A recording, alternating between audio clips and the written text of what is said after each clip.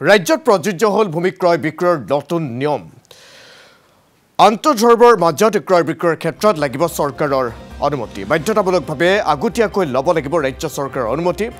অবিহনে ভূমি ক্ৰয় বিক্ৰয়ৰ সম্পন্ন হ'লে নহ'ব ভূমিৰ পঞ্জীয়ন সমগ্ৰ দেশে তদাৰকৰ বাবে নটেল বিষয়া নিয়োগ ৰাজ্য চৰকাৰৰ নৱনিযুক্ত নটেল বিষয়া লাচিত কুমাৰ দাসে তদাৰক কৰিব সমগ্ৰ দেশ ইয়াৰ বাবে প্ৰয়োজনীয় নিৰ্দেশনা জাৰি ভূমি আৰু ৰাজহ বিভাগৰ ধৰ্মীয় সংখ্যালঘু লোকৰ ওচৰত ভূমি বিক্ৰীৰ প্ৰৱণতা বন্ধ কৰাৰ পদক্ষেপ চৰকাৰৰ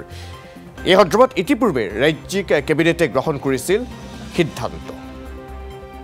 সমগ্ৰ বিষয়টো সন্দৰ্ভত আৰু অধিক তথ্যৰ বাবে এই মুহূৰ্তত ফোনযোগে সংযুক্ত হৈছে আমাৰ জ্যেষ্ঠ সাংবাদিক মুকুট ৰয়ৰ সৈতে মুকুট সবিশেষ তথ্যখিনি আপোনাৰ পৰা জানিব বিচাৰিছোঁ যিহেতু ৰাজ্যত প্ৰযোজ্য হ'ল ভূমি ক্ৰয় বিক্ৰয়ৰ নতুন নিয়ম কেনেধৰণৰ নিয়ম আছে এই সিদ্ধান্তত আৰু কি কি পৰিৱৰ্তন কৰা হৈছে সবিশেষ তথ্যখিনি আপোনাৰ পৰা এই মুহূৰ্তত জানি ল'ব বিচাৰিছোঁ মুকুট হয় পাঠক অসম ভূমি আৰু ৰাজহ আইন অনুসৰি যিকোনো ধৰণৰ ভূমি ক্ৰয় বিক্ৰয়ৰ ক্ষেত্ৰতে পূৰ্বতে অনুমতি ল'ব লাগে আৰু অনুমতি লোৱাৰ যিটো প্ৰক্ৰিয়া আছিলে সেই প্ৰক্ৰিয়াটো চলিয়ে আছিলে কিন্তু শেহতীয়াভাৱে এক নিৰ্দেশনা গ্ৰহণ কৰা হৈছে বিশেষকৈ আন্তঃধৰ্মীয় অৰ্থাৎ যে কোনো হিন্দু লোকে যদি মুছলমান বা ইছলাম ধৰ্মাৱলম্বী লোকৰ মাজত ভূমি ক্ৰয় বিক্ৰয় সম্পন্ন কৰে বা অন্যান্য ধৰ্মাৱলম্বী লোকে আন ধৰ্মৰ লোকৰ মাজত যদি ভূমি ক্ৰয় বিক্ৰয় কৰে তাৰ ক্ষেত্ৰতে এই প্ৰযোজ্য হ'ব কাৰণ এই নিয়মটো যদিও আছিলে কিন্তু সেই নিয়মটো ৰাজ্যত সঠিকভাৱে বলবৎ হোৱা নাছিল বহু সময়ত ভূমি ক্ৰয় বিক্ৰয় সম্পন্ন হোৱাৰ পিছতহে অনুমতি লোৱা দেখুওৱা হৈছিল কিন্তু এতিয়াৰে পৰা যে শেহতীয়াভাৱে অনুষ্ঠিত এক কেবিনেটত এক সিদ্ধান্ত গ্ৰহণ কৰা হৈছিল আৰু সেই সিদ্ধান্ত নহ'লে বিশেষকৈ ধৰ্মীয় সংখ্যালঘু লোকৰ ওচৰত কোনো হিন্দু ধৰ্মাৱলম্বী লোকে যদি মাটি বিক্ৰী কৰিব লগা হয় তেতিয়াহ'লে এই ক্ষেত্ৰত ৰাজ্য চৰকাৰৰ অনুমতি ল'ব লাগিব আৰু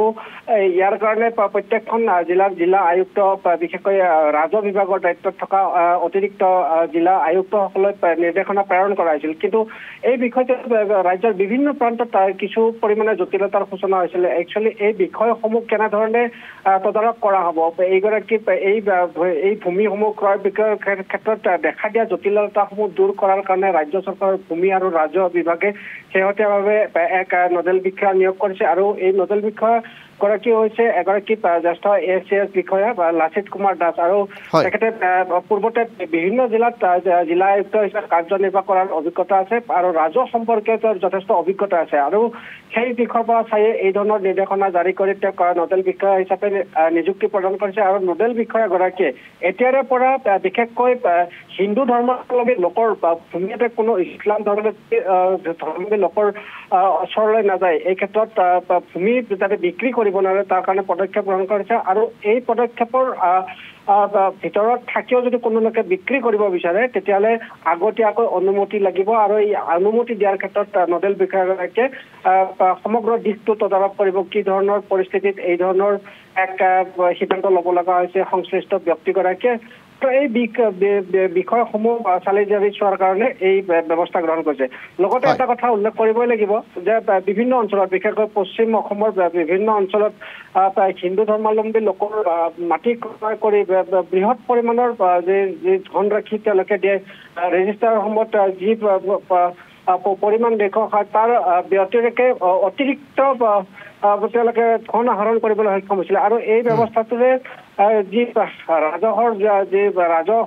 ঘাটি হোৱাৰ যথেষ্ট উদাহৰণ আছে আৰু এনে পৰিপ্ৰেক্ষিততে এই সিদ্ধান্ত গ্ৰহণ কৰা বুলিও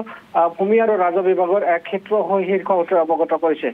ঠিক আছে ধন্যবাদ জ্ঞাপন কৰিছোঁ মুকুটৰ সমগ্ৰ বিষয়টো সন্দৰ্ভত সবিশেষ তথ্যখিনি জনোৱাৰ বাবে